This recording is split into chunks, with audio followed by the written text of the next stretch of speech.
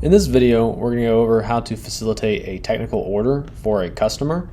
So we're going to go ahead and start our sales order from our order management homepage. We're going to select our account for Sacred Heart. Say that John's calling us and we need a probe repaired. So we'll select the delivery address here. They need a C5 probe repaired, and they also want a rental.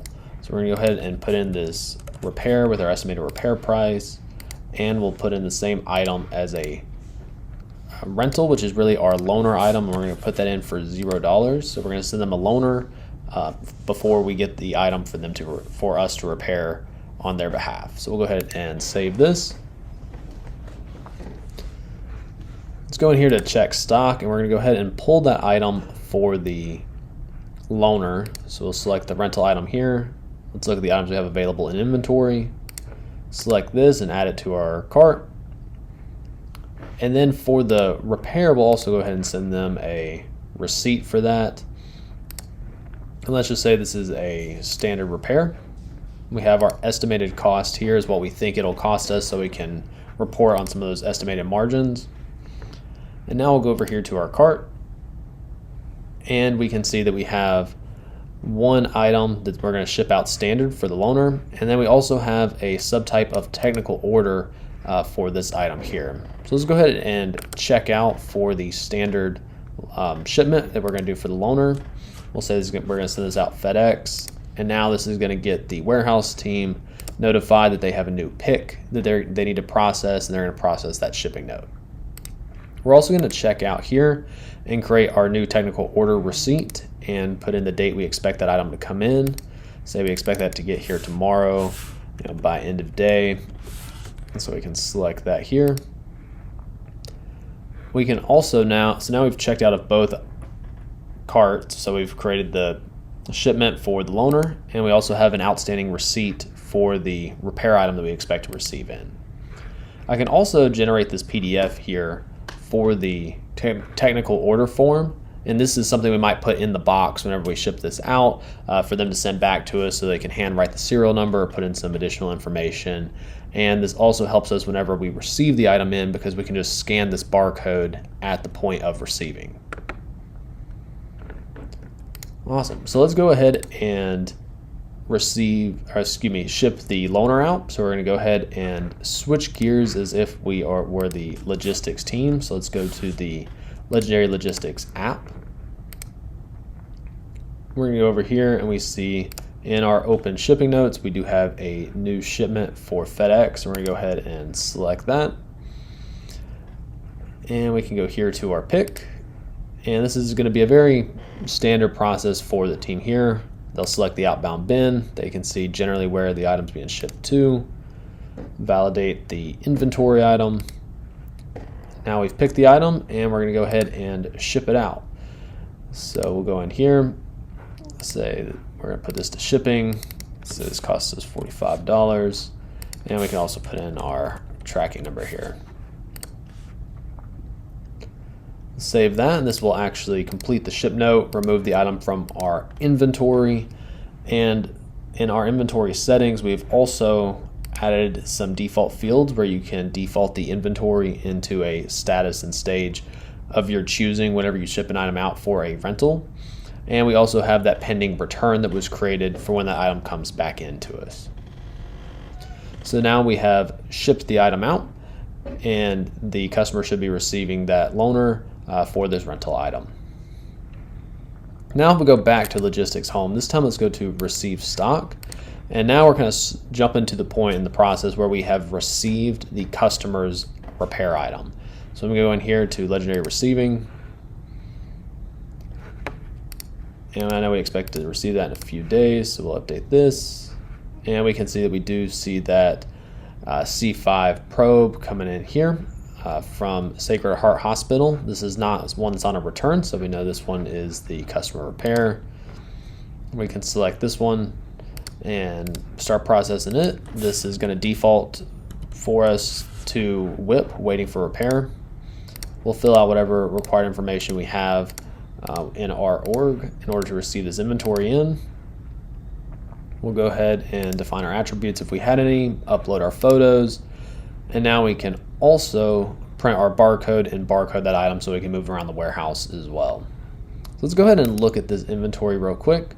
We can see this came in as customer inventory, WIP, waiting for repair, and the bin location that it's in. In addition, we also had a technical order that was created for this item. So let's go ahead and switch gears to our technical order team, who would then actually process and perform the repair of this item. So now under Legendary Technical Operations, we can see we have this new order that's come through here. We're going to select this item, and we're going to start performing our repair and our updates here. Now, in each individual org, there may be various fields that are required in order to start or complete a repair, but today we'll just do some basic notes, consume an item, and add our time work to it. So I'm going to go to my inventory select, and we're going to search for a probe cover. We have some of these in the warehouse. I'm going to go ahead and add this cost, and so we'll go ahead and utilize this, which will consume the inventory and the cost to this repair. And then I can also go in here and add my, well, real quick, we can see that we have added that item and it has been utilized. I'm also going to go add my time worked. So I'm going to go ahead and say that we were working on this from 10 o'clock to, let's say, 11:30. And this was our repair time. And then we were also working from 11:30 to noon. And this is when we were testing it. So we'll put it testing, save this, and now we've added our time worked. We can also see under our cost tabs all the aggregated costs associated to this repair. So I can see my time worked. We can also see any parts that have been consumed. Now I'm going to go ahead and put in the known problem, and we can say that we were getting in, maybe there was an, error on testing, and we have that number. And then we can put in that we replaced parts, ran tests, and passed QA. Of course, we would really put much more information here, and we'll go ahead and complete this item and save. Now by saving and completing this is going to post our cost to our requisition. And so now let's go back to the requisition as if we were the order manager or the responsible party managing this requisition. And we can see here under our technical orders that we have our technical order complete, but it has not been added to a shipping note yet. So we need to add this to our shipping note in order to ship the item back to our customer. So we'll say we're going to ship this out FedEx again. This will all default for me as far as the ship from and ship to locations. I can click save. And now we have another shipment that needs to be processed. So then the logistics team would again process this shipping note.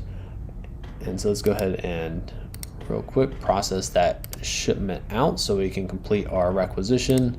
And again, this is the same outbound shipping process, but this is the process of shipping out the customer item back to the customer once we have completed the repair. We'll go ahead here and put in our tracking. Say we're going to ship this one out a little bit faster, so maybe it costs us a little more. And then we'll complete this so we can close our rec. And so now we have shipped this item back to the customer. Now going back here on our requisition, if we click on our receiving, we can see we do have an open receipt now for the item we sent back to the customer. So we can validate receipt of this item to the customer, or this may get picked up in an automated process in order to close that receipt, depending on your org settings.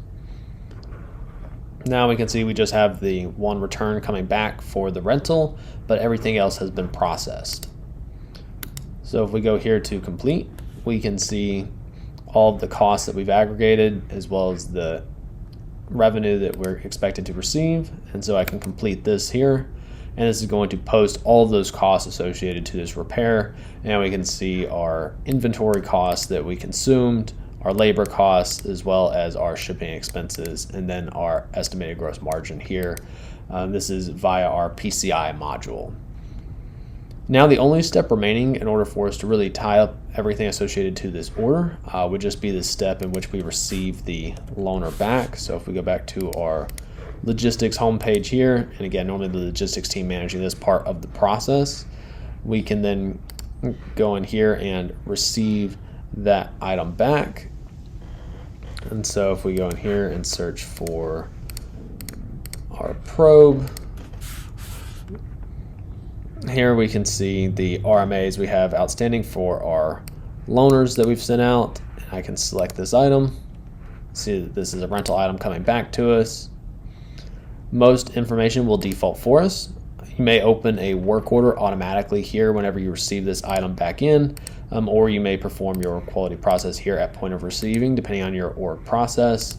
And you can set up those work order or technical orders to automatically open at point of receiving under the stock receiving settings in Legendary Setup. And now we have created a sales order, processed our shipments, received the items in, repaired our items, shipped them back to the customer, and received our loaner or our rental item back into stock. And this is how we would process a technical customer order in the Legendary Supply Chain application. Thank you.